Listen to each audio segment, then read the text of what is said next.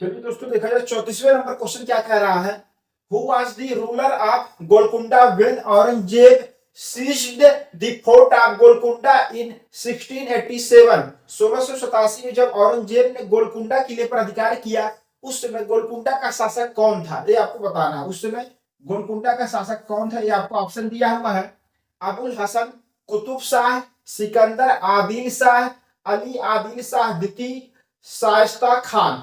तो बताइए, औरंगजेब के द्वारा जो गोलकुंडा किले पर अधिकार कर लिया गया, उस समय कौन सा शासक था उस समय गोलकुंडा का, बताना है। तो सही ऑप्शन क्या हो जाएगा, ए ऑप्शन करेक्ट हो जाएगा, Abul Hasan Qutub Shah. A option correct हो गया दोस्तों, अबुल हसन कुतुब शाह। कौन था शासक दोस्तों, तो अबुल हसन कुतुब शाह था जब औरंगजेब ने गोलकुंडा किले पर अधिकार कर लिया था। कब किया था, 1687 ईस्वी में। ठीक है दोस्तों, चला जाए नेक्स्ट क्वेश्चन पे। नेक्स्ट क्वेश्चन क्या दिया हुआ है, ये देखिए करंट अफेयर है, तो इसको छोड़ दिया जाए दोस्तों। ठीक है, देखिए यूपी पीसीएस प्रीलिम्स 2020 में जो है करंट अफेयर आया हुआ था, और एक साल का अगर आप करंट अफेयर जो आगामी एग्जाम से यूपी पीसीएस प्रीलिम्स 2024, उसमें आप एक साल का करंट अफेयर देख लीजिए, तो वहां पर्याप्त मतलब क्वेश्चन वहां से डील हो जाएंगे आप आपसे ना। चलिए 36 नंबर क्वेश्चन देख लिया जाए, यहाँ पर क्या दिया हुआ है। 36 नंबर क्वेश्चन आपके सामने है, बताइए दोस्तों, निम्नलिखित कथनों में से कौन सा सही है। स्टेटमेंट दिया है, अकबर ने लड़कों और लड़कियों के विवाह की आयु निर्धारित करने का प्रयास किया था। दूसरा स्टेटमेंट है, अकबर ने लड़कियों को अभिभावकों के दबाव से अलग स्वयं की इच्छा से विवाह करने की स्वतंत्रता दी थी। ये चीज आपको बताना है। ठीक है, तो देखेंगे अकबर ने लड़कों और लड़कियों की विवाह की आयु निर्धारित करने का प्रयास किया था, तो यह स्टेटमेंट सही है। अकबर ने ऐसा किया था, प्रयास किया था। ठीक है, दूसरा स्टेटमेंट गलत है, क्योंकि देखिए ऐसा कोई मतलब बात नहीं कह रहे थे। अकबर ने लड़कियों को अभिभावकों के दबाव से अलग स्वयं की इच्छा से विवाह करने की स्वतंत्रता दी थी, ऐसा कुछ कहे नहीं थे अकबर। ठीक है, तो ये स्टेटमेंट क्या है, गलत हो जाएगा। कौन सा ऑप्शन करेक्ट हो जाएगा, केवल एक। तो ये ऑप्शन करेक्ट हो जाएगा, यहाँ पर केवल एक स्टेटमेंट क्या है सही है, हमसे पूछ रहा सही उत्तर चुनना है। ठीक है, तो ओनली वन क्या है सही है। Akbar tried to fix the age of marriage for boys and girls. ठीक है, तो केवल एक स्टेटमेंट सही है, दूसरा स्टेटमेंट क्या है, गलत है। ठीक है, चलिए, तो 36 नंबर क्वेश्चन हो गया। चला जाए नेक्स्ट क्वेश्चन पे। नेक्स्ट क्वेश्चन देखिए दोस्तों, 37 नंबर क्या कह रहा है। तो 37 नंबर देखेंगे, करंट अफेयर दिया हुआ है, इसको भी हम लोग छोड़ देते हैं। ठीक, चलिए 38 नंबर क्वेश्चन आया, देखा जाए क्या दिया हुआ है। 38 नंबर क्वेश्चन आपके सामने है दोस्तों, सूची फर्स्ट को सूची सेकंड से क्या है मिलान करना है, और सही कोड को आपको चुनना है। ठीक है, देखिए अब यहाँ पर क्या दिया हुआ है, अधिकारी है एक तरफ, विहित कार्य जो है, ठीक है, ऑफिसर और क्या उनकी ड्यूटी है, उसको आपको मैच करना है। दीवाने तन, मुस्तारफी, मुशरीफ, वकिया, नवीस। ठीक है, यहाँ पर कर्तव्य जो ड्यूटी है वो दिया हुआ, देखिए दीवाने तन। तो दीवाने तन जो अधिकारी होता था, ऑफिसर होता था, उसका क्या कार्य होता था, तो दीवाने तन का क्या होता था दोस्तों कार्य, तो ये हो जाएगा जागीर व वेतन को देखना। तो क्या, look after the Jagir and salaries, कौन देखता था, दीवाने तन। तो ए का क्या हो जाएगा, तीसरा। ए का क्या हो गया दोस्तों, तीसरा हो गया। ए का क्या हो जाएगा, तीसरा हो जाएगा। ए का तीसरा किसमें दिया हुआ दोस्तों, देखा जाए बी ऑप्शन में। देखिए बी ऑप्शन में दिया है, आपको एक ही अगर पता है तब भी आप क्वेश्चन को डील कर ले जाते हैं। ठीक है, तो अब भी देख लिया जाए। देखिए दीवाने तन, जागीर व वेतन को देखना। मुस्तारफी, तो मुस्तारफी क्या कार्य करता था दोस्तों, तो यह राज्य की आय व्यय का क्या है निरीक्षण करता था। Examine the income expenditure of state. ठीक है, तो मुस्तारफी का क्या हो जाएगा दोस्तों, चौथा। बी का क्या हो जाएगा, चौथा हो जाएगा। बी का क्या हो गया दोस्तों, चौथा हो गया। उसके बाद मुशरीफ, मुशरीफ क्या करता था दोस्तों, तो मुशरीफ जो है कार्यालय को संभालने के लिए, ठीक है, लुक आफ्टर द ऑफिस। तो मुशरीफ का क्या कार्य था, तो एक नंबर हो जाएगा कार्यालय को संभालने के लिए। सी का क्या हो जाएगा, पहला हो जाएगा। वकिया नवीस, तो वकिया नवीस जो अधिकारी था वो क्या कार्य करता था, तो वकिया नवीस अधिकारी जो था वह प्रमुख घटनाओं व फरमानों को क्या है सूचीबद्ध करता था। क्या, ठीक है, maintained a proper list of main events and firmans. ठीक है, ये चीज आपको है, फरमान जो थे फिर मेंस। ठीक है, ये चीज आपके पास। तो यहाँ पर देखिए वकिया निविश का क्या हो जाएगा दोस्तों, डी का क्या हो जाएगा, दूसरा हो जाएगा। डी का क्या हो जाएगा दोस्तों, यहाँ पर दूसरा हो गया। ठीक है, अब यहाँ पर आपको सही कोड मिल गया 3 4 1 2। क्या हो जाएगा, दीवाने तन, जागीर में वेतन को देखना, मुस्तारफी राज्य की आय व्यय का निरीक्षण करना, मुशर्रिफ कार्यालय को संभालने के लिए, और वकीय नवीस जो था वह क्या कार्य करता था, प्रमुख घटनाओं और फरमानों को क्या सूचीबद्ध करना। तो बी ऑप्शन करेक्ट हो गया, 3 4 1 2। तो यहाँ से देखेंगे दोस्तों ऐसे प्रश्न जो है रिपीट करते हैं, अगर रिपीट नहीं कर रहे हैं तो एक ऑप्शन 2 ऑप्शन अगर आपको ये नोट डाउन कर लेंगे तो यहाँ से आगामी जो एग्जाम्स वहां पर ऐसे प्रश्न आएंगे तो आप आसानी से कर सकते हैं। ठीक है, अब देखेंगे दीवानी तक ऑफिसर जो था उसका क्या कार्य है, तो वह क्या कार्य करता था, जागीर व वेतन को देखने का कार्य करता था। मुस्ताफी जो था वह राज्य की आय व्यय का निरीक्षण करता था। मुशर्रिफ कार्यालय को संभालने के लिए अधिकारी मतलब उसका दायित्व था। और वकील नवीस जो था वह प्रमुख घटनाओं व फरमानों को क्या है सूचीबद्ध करता था। ठीक है, maintain A proper list of main events and जो फरमान्स थे, ठीक है फरमान्स है, ये चीजें आपको हो गई। ठीक है, चलिए नेक्स्ट क्वेश्चन देखा जाए दोस्तों क्या दिया हुआ है। 39 नंबर क्वेश्चन क्या है, अब यहाँ पर इस तरीके से हमारा कौन सा ऑप्शन सही हो गया, बी ऑप्शन करेक्ट हो गया है।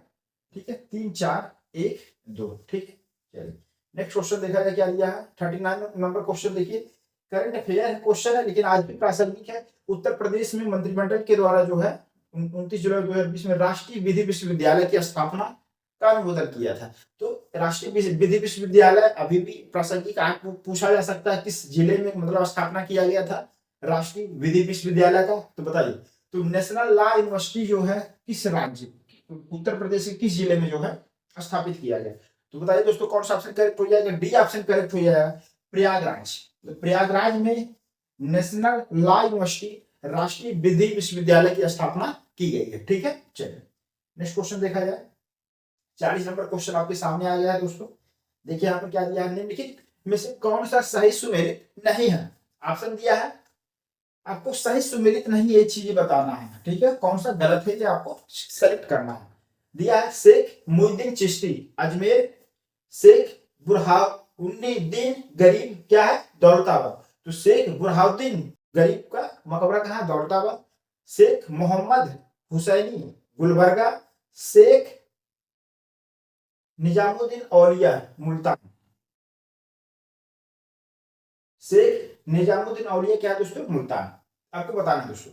तो कौन सा कह रहा है सही सुमेलित नहीं, तो सही सुमेलित कौन सा नहीं है, तो हो जाएगा डी ऑप्शन करेक्ट हो जाएगा। डी ऑप्शन जो है सही सुमेलित नहीं है। ठीक है, क्योंकि शेख निजामुद्दीन औलिया का मकबरा कहाँ है, तो शेख निजामुद्दीन औलिया दिल्ली में है। कहाँ है दोस्तों, दिल्ली में है। कहाँ पर है, दिल्ली में है, ये चीज है। शेख मुइनुद्दीन चिश्ती का मकबरा अकबर अजमेर में है, सही है। शेख बुरहानुद्दीन गरीब दौलताबाद सही है। शेख मोहम्मद हुसैनी गुलबर्गा सही है। और शेख निजामुद्दीन औलिया का कहाँ है, दिल्ली में। ठीक है, चलिए नेक्स्ट क्वेश्चन देखा जाए दोस्तों। नेक्स्ट क्वेश्चन देखेंगे करंट अफेयर दिया हुआ है तो इसको छोड़ दिया जाए, चला जाए नेक्स्ट क्वेश्चन पे हम लोग। नेक्स्ट क्वेश्चन क्या दिया हुआ है, देखिए 42 नंबर क्वेश्चन आपके सामने है दोस्तों, पढ़िए उसको, देखिए क्या दिया है। 42 नंबर क्वेश्चन कह रहा है, 42 नंबर क्वेश्चन कह रहा है निम्नलिखित में से किस मुगल कालीन नहर का निर्माण फिरोज शाह की रज बहाव पुनर्जीवित करके किया गया। रज बहाव को पुनर्जीवित करके किया गया, किसको दोस्तों, रज बहाव को पुनर्जीवित करके किया गया। ठीक है, which of the following Mughal period canals was constructed by restoring the रज बहाव ऑफ फिरोज जो है शाह, ये आपको बताना है। रज बहाव को ध्यान में देना है। ठीक है, रज बहाव को क्या पुनर्जीवित करके किया गया था। कौन सा ऑप्शन करेक्ट हो जाएगा, दिया है ऑप्शन शेखुनी सहाब नहर, नहर बेहिश्त, नहर आगरा। तो सही ऑप्शन क्या हो जाएगा, बी ऑप्शन करेक्ट हो जाएगा, सहाब नहर। क्या है दोस्तों, सहाब नहर को जो है बनाया गया था किसके, रज बहाव को पुनर्जीवित करके। ठीक है, ये चीजें। 43 नंबर क्वेश्चन देखा जाए, करंट अफेयर दिया हुआ, छोड़ दिया जाए इसको। चलिए 44 नंबर क्वेश्चन देखिए क्या दिया है दोस्तों। 44 नंबर क्वेश्चन आपके सामने है। यहाँ पर किताबे नौरस नामक पुस्तक का लेखक कौन था, ये आपको बताना है। किताबे नौरस नामक पुस्तक का लेखक कौन था। ठीक है, ऑथर ऑफ द बुक किताबे नौरस, ऑप्शन दिया हुआ है इब्राहिम आदिल शाह द्वितीय, अली आदिल शाह, कुली कुतुब शाह, अकबर द्वितीय। तो कौन सा था दोस्तों, किताबे नौरस नामक पुस्तक किसने लिखा था, तो ए ऑप्शन करेक्ट हो जाएगा, इब्राहिम आदिल शाह द्वितीय। ए ऑप्शन करेक्ट हो जाएगा, इब्राहिम आदिल शाह द्वितीय के द्वारा किताब नौरस बुक जो है लिखा गया था। ठीक है, चलिए नेक्स्ट क्वेश्चन देखा जाए दोस्तों। 45 नंबर करंट अफेयर दिया हुआ है, लेकिन इसको भी देख लिया जाए। देखिए कह रहा भारत की पहली किसान रेल जो है किन दो स्टेशनों के मध्य जो है चली थी, 8 अगस्त 2020 को चली थी। तो ये भी मतलब प्रासंगिक है। तो कब चला था दोस्तों, किस रूट पे चला था, तो बी ऑप्शन करेक्ट हो जाएगा। देवलाली और दानापुर, देवलाली कहाँ महाराष्ट्र में है और दानापुर बिहार। तो देवलाली और दानापुर के मध्य जो भारत की पहली किसान रेल चली थी, ठीक है। ये चीज आपका सही होगा, बी ऑप्शन करेक्ट हो गया, ठीक है। तो ये आपको ध्यान में रखना, भारत की पहली किसान रेल किन का रूट क्या है, किस रूट पे चला था, तो देवलाली और दानापुर के मध्य चला था। कब चला था, 8 अगस्त 2020 को। चलिए नेक्स्ट क्वेश्चन देखा जाए। 46 नंबर क्वेश्चन क्या दिया हुआ है, 46 नंबर क्वेश्चन करंट अफेयर दिया हुआ है, ठीक है। लेकिन यहाँ पर हम देख लेते हैं भारत में जो बृहद सौर संयंत्र जो है, ठीक है, उत्तर प्रदेश में जो है किसके सहयोग से स्थापित हुआ था, फ्रांस में हुआ था। तो ये कहाँ पर देखेंगे, जो सोलर एनर्जी सबसे ज्यादा मिर्जापुर क्षेत्र, जो मिर्जापुर क्षेत्र में वहां पर क्या है, सौर ऊर्जा जो है, सोलर एनर्जी, सूरज की किरणें जो है ज्यादा प्राप्त होती है। तो यहाँ पर कहाँ पर स्थापित किया गया था, फ्रांस के सहयोग से। तो ये चीजें है, तो ऐसा भी आ सकता है मिर्जापुर में जो बृहद सौर संयंत्र है वह किस देश के सहयोग से स्थापित किया गया था, तो किस देश के सहयोग से स्थापित किया गया था, फ्रांस के सहयोग से स्थापित किया गया था। तो ऐसे भी प्रश्न आ सकते हैं, ठीक है। तो इसीलिए आप करंट अफेयर जो प्रीवियस ईयर का भी है उसमें भी जो है देखिए 2020 में भारत की पहली किसान रेल मतलब का रूट क्या है, कब लॉन्च किया गया, 2020 में देवलाली और दानापुर के मध्य। अभी भी प्रासंगिक आया जा सकता है आगामी एग्जाम्स में, आपको 2024 2025 में जो पेपर होंगे उसमें भी आ सकते हैं। और बृहद सौर संयंत्र जो स्थापित किया गया उत्तर प्रदेश के मिर्जापुर में किस देश के सहयोग से, किस देश के सहयोग से स्थापित हुआ था, फ्रांस में हुआ था। ऐसे भी प्रश्न आ सकते हैं, तो इसलिए आपको ये भी ध्यान में रखना है। चलिए 47 क्वेश्चन क्या दिया, करंट अफेयर दिया, छोड़ दिया जाए, ठीक है। अब यहाँ पर देखेंगे G7 सम्मेलन, G20 सम्मेलन, ईस्ट एशिया सम्मेलन। अभी 2024 में जो हुआ है सम्मेलन, जैसे G20 का कहाँ पर हुआ, G7 का कहाँ हुआ, ईस्ट एशिया सम्मेलन, तो ऐसे मिलान करने के लिए आ सकता है, ठीक है, या मिलान करने के लिए, कूट बनाने के लिए है ये चीजें। तो यहाँ से आप जब प्रीवियस क्वेश्चन पेपर सॉल्व कर रहे हो तो एक थोड़ा सा आइडिया मिल जाता है करंट अफेयर भी कैसे पूछा जा रहा है पेपर में, ठीक है। अब यहाँ पर देखेंगे G20 सम्मेलन, G7 सम्मेलन हो गया, ईस्ट एशिया सम्मेलन, ईस्ट एशिया सम्मेलन। तो ये जो चीजें हैं आपको क्या है, मान लीजिए इसको हाईलाइट कर लेंगे करंट अफेयर में आप, ठीक है। चलिए तो 48 नंबर क्वेश्चन देखिए क्या दिया हुआ। 48 नंबर क्वेश्चन है, जनवरी 2020 में उत्तर प्रदेश में कितने और स्थलों को रामसर साइट में शामिल किया जाए। ये भी उस समय का करंट अफेयर था, ठीक है। अब देखेंगे यहाँ पर रामसर साइट से रिलेटेड जो है हर बार प्रश्न आते ही रहते हैं, ठीक है। और रामसर साइट जो है आपको पढ़ लेंगे, ठीक है। रामसर साइट कब आया, कब अपनाया गया, तो ईरान के रामसर स्थल, ईरान के रामसर शहर में जो है 2 फरवरी 1971 है। कब अपनाया गया दोस्तों, 2 फरवरी 1971 को। 2 फरवरी 1971 को क्या है, रामसर कन्वेंशन को क्या है अपनाया जाता है। और दिसंबर 1975 से क्या है, रामसर कन्वेंशन लागू हो जाता है। भारत जो है रामसर कन्वेंशन में 1981 में सम्मिलित होता है, ठीक है। ये चीजें अगर आज हम अगस्त 2024 का जो डाटा है वहां तक बात करें, ठीक है, तो भारत में कितने रामसर स्थल हैं, तो भारत में कुल 85 रामसर स्थल है। कितने रामसर स्थल है दोस्तों, 85 रामसर स्थल कुल हैं। कितने रामसर स्थल है, 85 रामसर स्थल है। कितने रामसर स्थल है दोस्तों, 85 रामसर स्थल है, ठीक है। भारत रामसर कन्वेंशन में कब शामिल हुआ, तो भारत रामसर कन्वेंशन में कब शामिल होता है दोस्तों, तो 1981 में शामिल होता है, ठीक है। रामसर कन्वेंशन कब आया, 2 फरवरी 1971 को आया। कब रामसर कन्वेंशन लागू होता है, तो दिसंबर 1975 में लागू होता है। कब लागू होता है दोस्तों, दिसंबर 1975 में लागू होता है, ठीक है। अगर बात की जाए विश्व में सबसे अधिक रामसर स्थल किस देश के पास है, तो ब्रिटेन के पास सबसे अधिक रामसर स्थल है, ठीक है। भारत के पास कितने रामसर स्थल है, तो 85 रामसर स्थल हैं, ठीक है। अगर अभी तक हम डाटा की बात करें अपडेट की, तो कितने रामसर स्थल है, 85 रामसर स्थल है, ठीक है। ये चीजें और अगर देखा जाए भारत के किस राज्य में सबसे अधिक रामसर स्थल है, तो तमिलनाडु में 18 रामसर स्थल है, ठीक है। उत्तर प्रदेश में कितने रामसर स्थल है, तो उत्तर प्रदेश में कुल 10 रामसर स्थल है। कितने रामसर स्थल है उत्तर प्रदेश में, तो 10 रामसर स्थल हैं। 2024 में भारत के कितने स्थलों को रामसर स्थल में सम्मिलित किया गया है, तो 10 स्थलों को जो है रामसर स्थल में क्या है सम्मिलित किया गया है, ठीक है। ये चीजें हैं, तो यहाँ से आपको मालूम होना चाहिए रामसर कन्वेंशन कब आया, 2 फरवरी 1971 को आया। कब लागू हुआ, दिसंबर 1975 में लागू होता है। उसको भारत में कितने रामसर स्थल है, नवंबर 2024 तक की बात करें, तो नवंबर 2024 की स्थिति की बात करें तो भारत में कुल 85 रामसर स्थल हैं। और भारत रामसर कन्वेंशन में कब शामिल होता है, तो 1981 में शामिल होता है। भारत में कितने स्थलों को वर्ष 2024 में रामसर स्थल में शामिल किया गया, तो 10 स्थल। वर्ष 2024 में अगर नवंबर 2024 की स्थिति की बात करें तो 10 स्थलों को जो है रामसर स्थल में जो है सम्मिलित किया गया है। तो ऐसे भी प्रश्न आ सकता है। देखिए दिया हुआ जनवरी 2020 में उत्तर प्रदेश में कितने और स्थलों को रामसर साइट में सम्मिलित किया गया। ऐसा प्रश्न आ सकता है कि वर्ष 2024 में भारत में कितने स्थलों को रामसर साइट में सम्मिलित किया गया है। तो 10 स्थलों को जो है रामसर साइट में क्या है सम्मिलित किया गया है। इस समय अगर बात करें नवंबर 2024 में तो कुल कितने स्थल है, 85 रामसर स्थल है। ठीक है, ये चीज। अब देखिए 2 फरवरी को हमेशा आर्द्र भूमि दिवस मनाया जाता है। क्या मनाया जाता है दोस्तों, आर्द्र भूमि दिवस। 2 फरवरी को ही हमेशा क्या आर्द्र भूमि दिवस मनाया जाता है।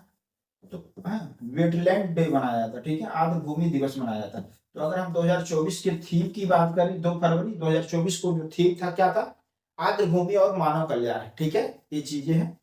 तो 2 फरवरी 2024 की अगर हम थीम की बात करें, क्या थीम था इसका बताइए दोस्तों। तो थीम क्या था, आर्द्र भूमि और मानव कल्याण। ठीक है, क्या थीम था, आर्द्र भूमि और मानव कल्याण। आर्द्र भूमि और मानव कल्याण। ठीक है,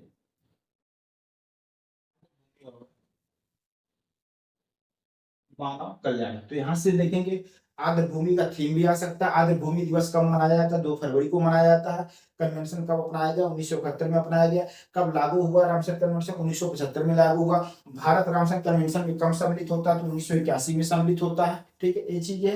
नवंबर 2024 की स्थिति की बात करें तो भारत में कुल कितने रामसर स्थल है, तो भारत में कुल 85 रामसर स्थल है। वर्ष 2024 में कितने स्थल को रामसर स्थल में शामिल किया गया भारत के, तो भारत के कुल 10 स्थलों को जो है रामसर कन्वेंशन में क्या है शामिल किया जाता है। नवंबर 2024 की स्थिति की बात करें तो। ठीक है, तो इस तरीके से देख लेंगे दोस्तों। तो पीवाईक्यू से हमको एक थोड़ा सा आइडिया लग जाता है कि किस तरीके से जो क्वेश्चन आ सकते हैं। चलिए, और आर्द्र भूमि दिवस 2024 2 फरवरी 2024 को मनाया गया। उसका थीम क्या था, तो उसका थीम था आर्द्र भूमि और मानव कल्याण। ठीक है, चला जाए नेक्स्ट क्वेश्चन पे। नेक्स्ट क्वेश्चन क्या दिया हुआ है दोस्तों, नेक्स्ट क्वेश्चन आपके सामने आ गया है।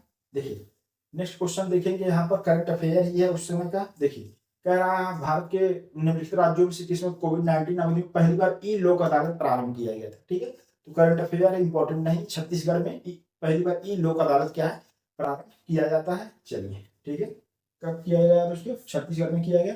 50 नंबर का क्वेश्चन देखिए, निम्नलिखित जनजातियों में से कौन सा भारत के निम्नलिखित जनजातियों में से, ठीक है, निम्नलिखित जनजातियों से भारत के अंडमान और निकोबार द्वीप समूह के मूल निवासी नहीं। तो भारत के अंडमान और निकोबार द्वीप समूह के मूल निवासी नहीं, ये चीज आपको बताना है। ठीक है, कौन सा नहीं है, हालचू, रेगमा, ओंजे, सुम्पेन। तो क्या हो जाएगा दोस्तों, बी ऑप्शन करेक्ट हो जाएगा, रेंगमा।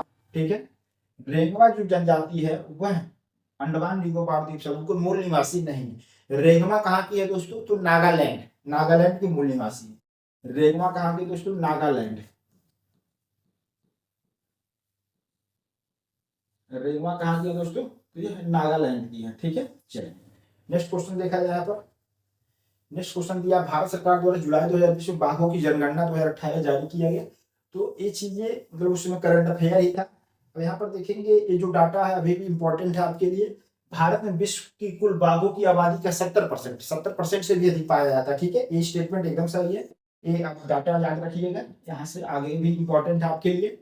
तो भारत में विश्व की कुल बाघों की आबादी का 70% पाया जाता है, 70% से भी अधिक पाया जाता है। सही है, भारत के लगभग 30% बाघ जो है बाघ अभ्यारण्यों के क्या है बाहर रहते हैं। ये भी चीजें स्टेटमेंट सही है। ठीक है, तो यहाँ पर देखेंगे दोनों स्टेटमेंट क्या है यहाँ पर सही है। भारत के लगभग 30% बाघ जो अभ्यारण्य है, जो सेंचुरी है, ठीक है, टाइगर रिजर्व से क्या है आउटसाइड पाए जाते हैं, मतलब बाहर रहते हैं, निवास करते हैं। ठीक है, दोनों स्टेटमेंट सही है। और ये दोनों स्टेटमेंट जो आपको आगामी एग्जाम्स 2024-2025 में आपको काफी हेल्प मिल सकता है। टाइगर से रिलेटेड अगर कोई प्रश्न आता है तो ये स्टेटमेंट डाला जा सकता है। ठीक है, चलिए नेक्स्ट क्वेश्चन देखिए, आपको सामने आया है 52 नंबर का क्वेश्चन। क्या कह रहा है, 52 नंबर का क्वेश्चन दिया है दोस्तों। 52 नंबर का क्वेश्चन क्या दिया हुआ है, निम्नलिखित में से कौन एक नदी हिमालय पार नदी है, मतलब ट्रांस हिमालय रिवर्स आपको बताना है। ट्रांस हिमालय रिवर कौन सा है ये आपको बताना है। झेलम, सतलज, गंगा, रावी, कौन सा नदी है, तो सतलज नदी ऑप्शन करेक्ट हो जाएगा, सतलज नदी। ठीक है, सतलज नदी कौन सी नदी है, वह हिमालय पार नदी है, ट्रांस हिमालय नदी उसको कहा जाता है। ठीक है, ये चीजें हो गई। 53 नंबर क्वेश्चन देखिए क्या दिया हुआ है, 53 नंबर क्वेश्चन करंट अफेयर दिया, छोड़ दिया जाए दोस्तों उसको। निम्नलिखित 54 नंबर क्वेश्चन देखिए क्या दिया है। 54 नंबर क्वेश्चन आपके सामने है कि निम्नलिखित में से कौन सा सही सुमेलित नहीं है। आपको बताना है कौन सही सुमेलित नहीं है, कौन सही सुमेलित नहीं है बताना है। देखिए, अंगामी नागालैंड, बिरहोर झारखंड, खस अरुणाचल प्रदेश, टोडा तमिलनाडु। तो कह रहा है कौन सही सुमेलित नहीं है, तो सी ऑप्शन करेक्ट हो जाएगा। खस अरुणाचल प्रदेश दिया है। खस जनजाति कहाँ पाया जाता है?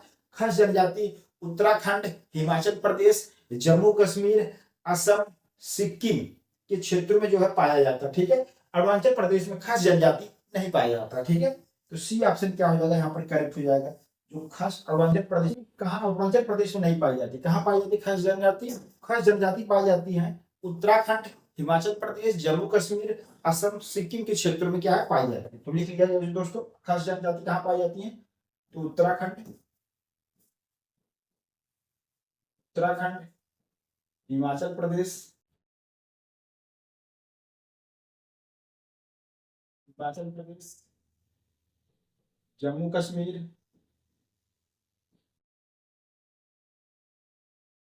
जम्मू कश्मीर, असम, सिक्किम के क्षेत्रों में क्या है खास जनजाति पाई जाती है। अंगामी जनजाति कहाँ पाई जाती है? नागालैंड में पाई जाती है।